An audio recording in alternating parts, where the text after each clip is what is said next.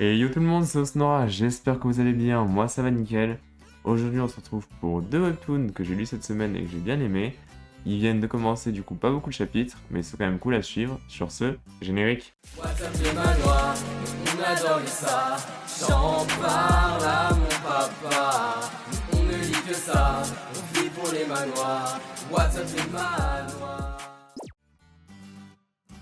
Alors en premier webtoon, on va suivre Spirit Pet Creation Simulator avec pour genre action, aventure, drame, fantasy.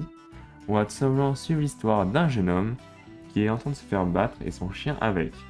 Malheureusement dans ce monde, il existe des créatures qui ont envahi la Terre et du coup qui déciment les humains. En même temps, du coup, des humains et des animaux modifiés ont été créés pour du coup résister à cette menace. Les gens qui se servent de ces animaux sont appelés des invocateurs spirituels. Bien évidemment, notre héros est tout ce qu'il y a de plus faible et son animal est un chien de tout ce qu'il y a de plus normal. Mais à cause de la tristesse créée par un événement qui va rapidement arriver dès le début de l'œuvre, notre héros va avoir l'aide du système qui va le transformer du coup en évocateur spirituel et son chien, tout ce qu'il y a de plus banal, va évoluer en quelque chose de plutôt puissant. Vous allez voir ça très rapidement en lisant l'œuvre, il y a actuellement que 9 chapitres, du coup c'est qu'un début, donc pas grand chose actuellement à se mettre sous la dent, mais du coup ce sera continué à être publié chaque semaine. Du coup Spirit Pet Création Simulator, n'hésitez pas à aller jeter un coup d'œil.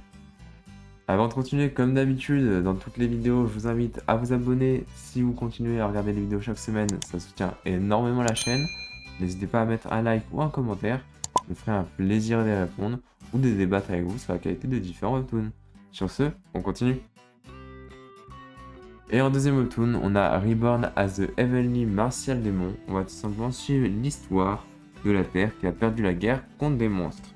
Et du coup, les derniers humains survivants ont conclu un accord de paix avec ces monstres pour pas être anéantis.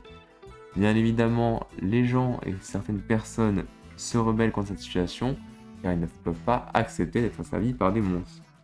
Et du coup, notre héros, lui c'est un peu différent, il vient d'une planète qui a déjà été asservie par les monstres et du coup, à la suite de sa mort, il a été réincarné sur cette planète et avec ses connaissances, il a quand même la force de résister aux monstres les plus faibles, on va dire.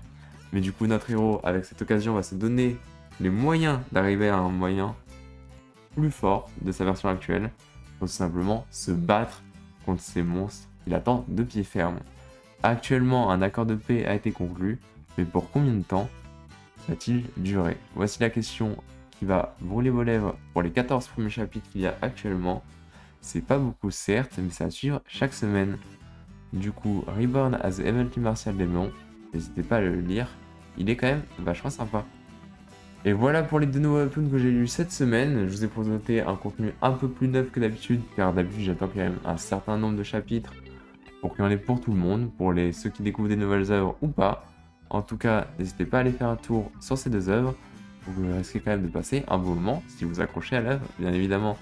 Sur ce, c'était Osnora, et je vous dis à la semaine prochaine pour une prochaine vidéo. Bye.